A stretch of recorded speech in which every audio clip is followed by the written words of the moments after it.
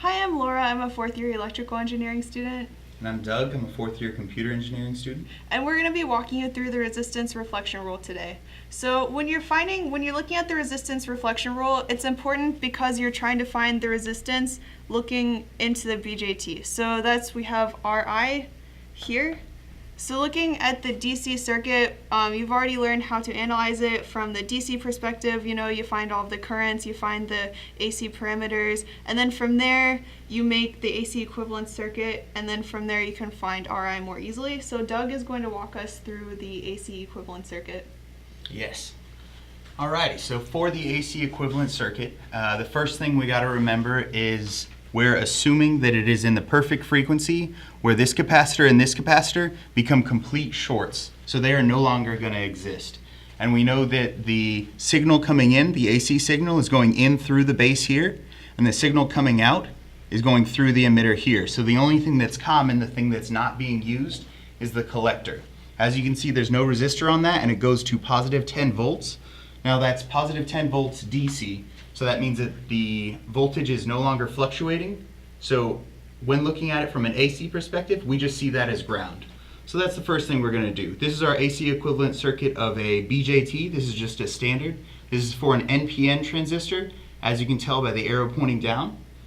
So I'm going to take this collector, take it out here, and we're going to go down, and let's just bring it straight to a ground.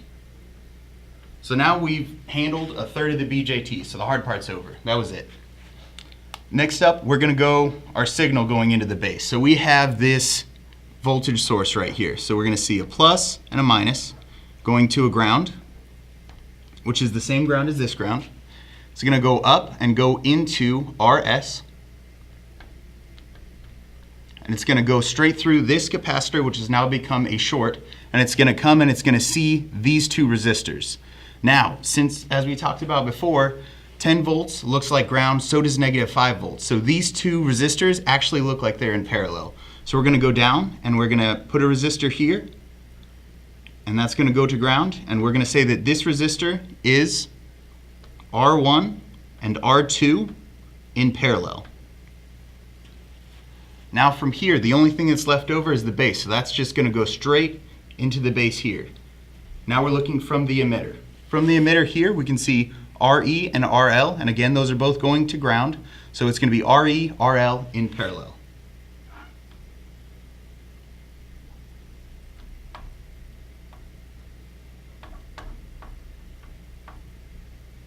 And that is also going to ground. So that is our AC equivalent circuit. Now from here, we are looking for RI, or our equivalent resistance when looking into the BJT from the base. All right, so we're looking for an equivalent resistance going in of Ri. Now Ri is going to be the voltage from here to ground. So that's going to be the voltage across this resistor here, R pi, and the voltage across Re parallel RL.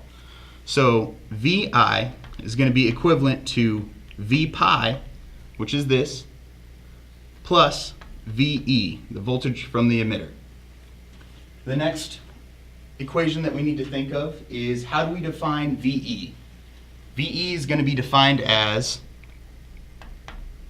the voltage going through, or the current going through the emitter, times the resistance going through the emitter. That's just V equals IR, Ohm's law. Next, we're going to go on and say, we can say that the resistance going through the emitter can actually be equivalent to IE RE parallel RL, as we can see from this. Next, we're going to go, how do we calculate V pi? Well, V pi is just going to be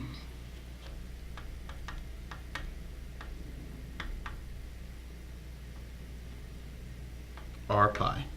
So V pi is going to be IB times R pi, and that'll give you the voltage.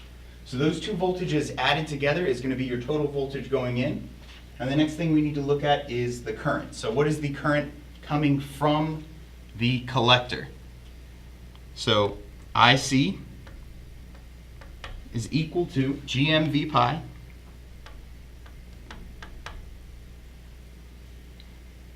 So after converting all of these voltages, currents, and resistance, we can convert it down to a common voltage, current, and resistance. Next up, Laura will take over to take you through the arithmetic to get down to have that common voltage, current, and resistance. So now that Doug has walked us through all of the voltages, we'll go through and revisit the currents, and then we'll put the whole thing together. Remembering back from Electronics 1, we have IE equals IB plus IC.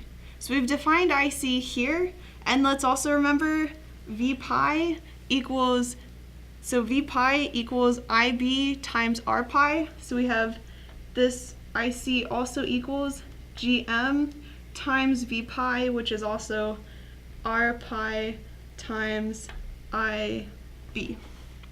So we also have IB here, so we can write IE equals IB plus GM R pi IB. We have this common factor of IB, so we can go through and factor it out. So we have IE equals IB times 1 plus GM R pi. Remembering another definition, we have GM R pi equals beta, that magical factor from Electronics 1 and Electronics 2. So we can rewrite this as beta.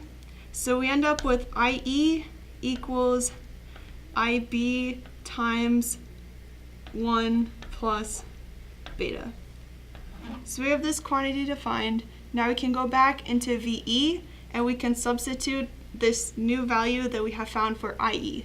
So we actually have VE equals IB times 1 plus beta times RE in parallel with RO. So now we have VE in terms of IB, and we have V pi in terms of IB, which is good, so we can go back and revisit VI, which we both have in terms of IB now. So we end up with VI equals V pi, which is IB times R pi, plus, then we have VE, which we've also written in terms of IB. So we have IB times 1 plus beta times RE in parallel with RO. Once again, we have this common IB term, so we can factor it out, and we have VI equals IB times R pi plus beta plus 1 RE in parallel with RO. So now, looking back at Ohm's law, V equals IR, we have a voltage, we have a current. If we divide the two, we get a resistance. So going back to our RI, we have VI going from here to the ground, and we have IB as the current going into here. So we can say RI equals VI over IB, which equals this whole quantity. So we have R pi plus beta plus 1 times the emitter resistance, which is RE in parallel with RO. As great as it was to go through all of those many long, wonderful steps, if you're taking an exam or you just don't have that much time, you're probably going to make a mistake. You know, we went through like 2 boards of math.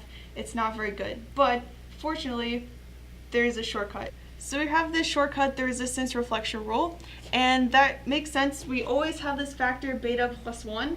It's a very important factor.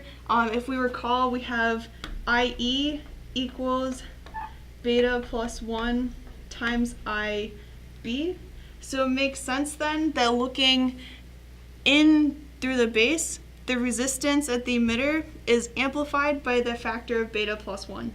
So if we were to go back and just look at this circuit and not go through all the math, let's just see how we can do the resistance reflection rule.